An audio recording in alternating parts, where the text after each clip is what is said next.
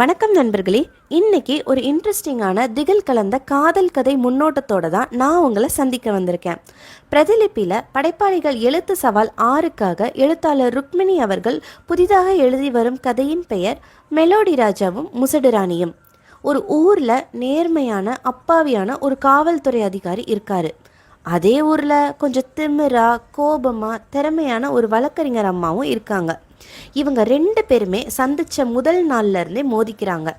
ஆனால் எதிர்பாராத ஒரு வழக்கு அவங்களோட வாழ்க்கையை ஒரே பாதையில் பயணிக்க வைக்குது.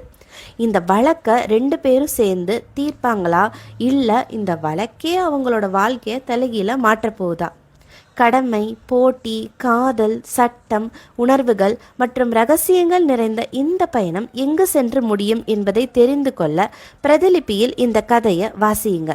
கதையின் முதல் அத்தியாயம் தற்போது வெளியாகியுள்ளது.